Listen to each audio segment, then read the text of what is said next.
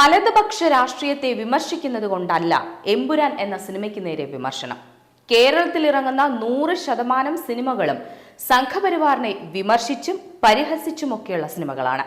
സിനിമകൾ വഴി വളർന്നവരല്ല സംഘപരിവാർ പ്രസ്ഥാനങ്ങൾ.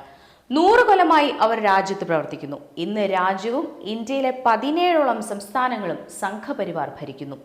ഏതെങ്കിലും ഒരു RSS നേതാവിന്റെ പേര് ആർക്കെങ്കിലും പറയാമോ? ഏതെങ്കിലും ഒരു RSS ഓഫീസ് നിങ്ങൾ കണ്ടിട്ടുണ്ടോ? ചാനൽ മൈക്കുകൾക്ക് മുന്നിലും അന്തിച്ചർച്ചകളിലും കവലപ്രസംഗങ്ങളിലും ഒന്നും അവരെ കാണില്ല. അവരുടെ പ്രവർത്തന രീതികൾ അങ്ങനെയൊന്നും തന്നെയല്ല. എന്നാൽ എല്ലായിടത്തും ഹിന്ദുവിന് അഭിമാനമായി രക്ഷകരായി അവർ ഉണ്ടുതാനും.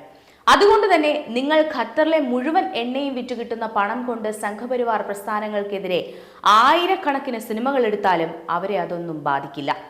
എമ്പുരാൻ സിനിമ പ്രൊപ്പഗൻഡ സിനിമയാണ്. അതിലും തെറ്റൊന്നുമില്ല.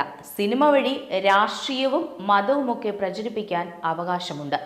പൃഥ്വിരാജിന്റെ രാഷ്ട്രീയം, ഇന്ത്യ വിരുദ്ധത, മത തീവ്രവാദി പ്രസ്ഥാനങ്ങളോടുള്ള ആഭിമുഖ്യം തുടങ്ങിയവയൊക്കെ എല്ലാവർക്കും അറിയാവുന്നതാണ്.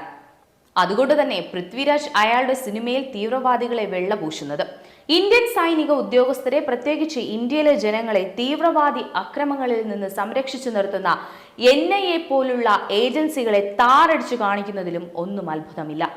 ഇന്ത്യയുടെ ദേശീയ പതാകയ്ക്ക് എതിരെ പോലും സിനിമയിൽ വിഷം തുപ്പുന്നുണ്ടായിരുന്നു. പിന്നീട് അത് ആദ്യ സെൻസറിൽ കട്ട് ചെയ്തതാണ്. അതും വേണമെങ്കിൽ കണ്ടില്ല എന്ന് നടിക്കാം. കാരണം ഇതൊരു പൃഥ്വിരാജ് സിനിമയാണ്.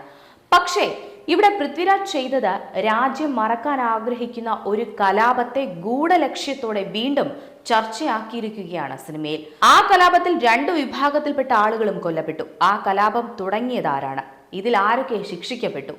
അതിൽ ജുഡീഷ്യൽ അന്വേഷണത്തിൽ എന്തൊക്കെ പറഞ്ഞു എന്നതൊക്കെ എത്ര മൂടിവെച്ചാലും എത്ര വളച്ചൊടിച്ചാലും ചരിത്ര സത്യങ്ങൾ തന്നെയാണ്.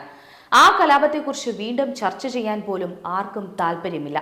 ആ മുറിവിനെയാണ് പൃഥ്വിരാജ് ഒരു വിഭാഗത്തെ മാത്രം വെള്ളപൂശി അവതരിപ്പിച്ചത്.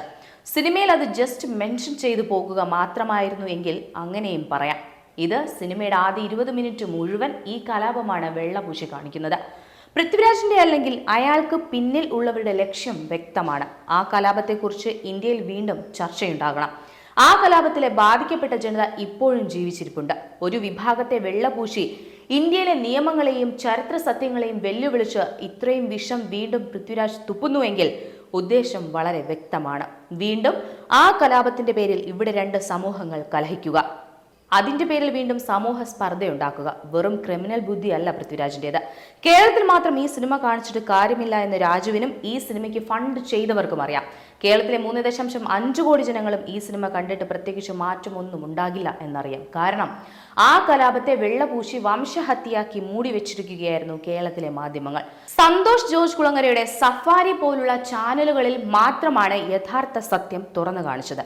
2 ദിവസങ്ങൾക്ക് മുൻപ് ആ വീഡിയോ വിശ്വ ഹിന്ദു പരിഷത്ത് നേതാവ് മിനി ഹരികുമാർ ഫേസ്ബുക്കിൽ പങ്കുവെച്ച് മണിക്കൂറുകൾക്കുള്ളിലായിരുന്നു സമാധാന മതക്കാരുടെ റിപ്പോർട്ട് മാമാങ്കം. അതെടുത്തു കളയാൻ ആരുടെയെങ്കിലും ശ്രദ്ധയിലേക്ക് അത് വരാതെ ഇരിക്കാൻ കാണിച്ച സമാധാന മതക്കാരുടെ ആ വലിയ മനസ്സ് ഇതിനിടയിൽ മറന്നു പോകരുത്. അതിൽ തന്നെ കഥ വ്യക്തം. ഈ സിനിമ പാൻ ഇന്ത്യൻ റിലീസ് ചെയ്ത് വീണ്ടും ജനങ്ങളുടെ മനസ്സിലേക്ക് വിഷം കുത്തിക്കയറ്റാനാണ് ശ്രമിച്ചിട്ടുള്ളത്. മോഹൻലാൽ കോട്ടിട്ട് അങ്ങോട്ടും ഇങ്ങോട്ടും നടക്കുന്ന 7 സീൻ മാത്രമേ ഉള്ളൂ സിനിമയിൽ. പറയുമ്പോൾ മോഹൻലാൽ സിനിമ എന്ന് പറഞ്ഞ് മാർക്കറ്റിംഗും ചെയ്യാം. എങ്ങനെയുണ്ട് ബുദ്ധി?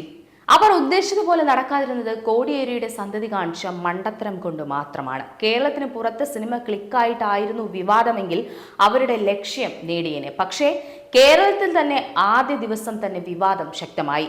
സിനിമയിൽ ഇന്ത്യക്കെതിരെയും ഹിന്ദുക്കൾക്കെതിരെയും മാത്രമല്ല ക്രിസ്ത്യൻ വിശ്വാസങ്ങളെ കൂടെ ഹീനമായി ആക്രമിക്കുന്നുണ്ട്. ഇന്ത്യയിൽ ഒരു ആഭ്യന്തര കലാപം പോലും ഉണ്ടാക്കാൻ വേണ്ടി കരുതിക്കൂട്ടി ഉണ്ടാക്കിയ സിനിമയാണ് എമ്പുരാൻ എന്നത് ഒരു യാഥാർത്ഥ്യമാണ്. അതിന് പിന്നിലെ വിദേശ ധനസഹായമൊക്കെ അന്വേഷിക്കേണ്ടതുണ്ട്. ഇത്രയും വലിയ പബ്ലിസിറ്റി കൊടുത്ത് വമ്പൻ ബജറ്റിൽ സിനിമ എടുക്കാൻ പറ്റിയ നിർമ്മാതാക്കളൊന്നും കേരളത്തിൽ ഇല്ല എന്നോർക്കണം.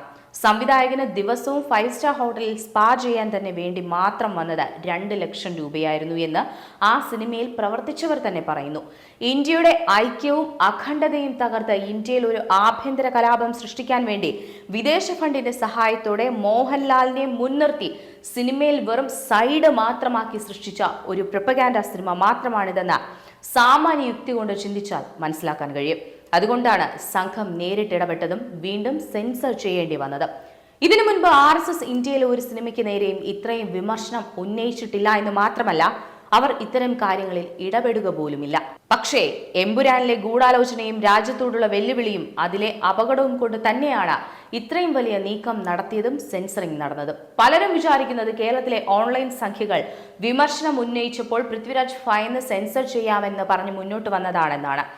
RSSന്റെ കൃത്യമായ ഇടപെടലാണിത്.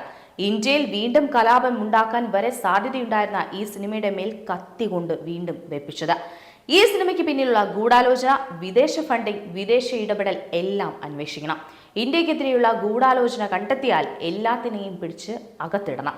പഴയതുപോലെ തീവ്രവാദത്തിനെതിരെ നടപടിയെടുക്കുമ്പോൾ ആവിഷ്കാര സ്വാതന്ത്ര്യം, ന്യൂനപക്ഷ പീഡനം എന്നൊന്നും പറഞ്ഞ് ഒരുത്തനും വരില്ല. ആ കാലമൊക്കെ പോയി.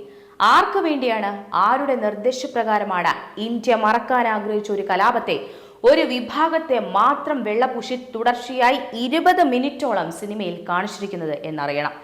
ഇന്ത്യയിൽ സമാധാനത്തോടെ ജീവിക്കുന്ന ജനങ്ങളുടെ ഉള്ളിൽ വിഷം കുത്തിനിറച്ച് അവരെ കലാപത്തിന് വരെ പ്രേരിപ്പിക്കാൻ സാധ്യതയുള്ള ഈ സിനിമ ഇന്ത്യയിൽ പൂർണ്ണമായും നിരോധിക്കുകയാണ് വേണ്ടത്.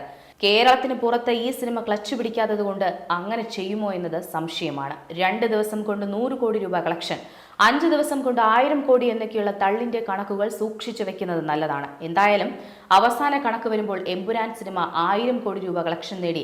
അതിൽ 975 കോടിയും നേടിയത് വിദേശത്ത് നിന്നും എന്നാകും വാർത്ത. ഗൾഫ് രാജ്യങ്ങൾ ഉൾപ്പെടെയുള്ള വിദേശ രാജ്യങ്ങളിൽ നേടിയ യഥാർത്ഥ കളക്ഷൻ ഉൾപ്പെടെ ഇപ്പോൾ കേന്ദ്ര സർക്കാരിന് കൃത്യമായ കണക്കുകൾ ലഭ്യമാണ് എന്നതുകൂടി ഓർക്കുക.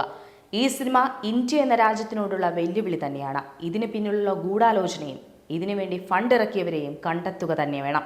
ഇന്ത്യയിലെ സുരക്ഷാ ഏജൻസികൾ കോമാളികളാണോ അല്ലയോ എന്നൊക്കെ വരും കാലങ്ങളിൽ യഥാർത്ഥ ജീവിതത്തിൽ നിന്ന് തന്നെ മനസ്സിലാകും. ഭാര്യയെ കൊണ്ട് ഭീഷണിയും അമ്മയെ കൊണ്ട് ഇരവാദവും ഇറക്കിയത് കൊണ്ട് രക്ഷപ്പെടാൻ കഴിയുമെന്നാണോ കരുതുന്നത്? ഇത് ഇന്ത്യയാണ്. ഈ രാജ്യത്തിനെതിരെ ആരൊക്കെ എന്തൊക്കെ ചെയ്തിട്ടുണ്ടോ അവരൊക്കെ എത്തേണ്ടടുത്ത് തന്നെ എത്തിയിട്ടുണ്ട്. കാലം എല്ലാത്തിനും മറുപടി നൽകും.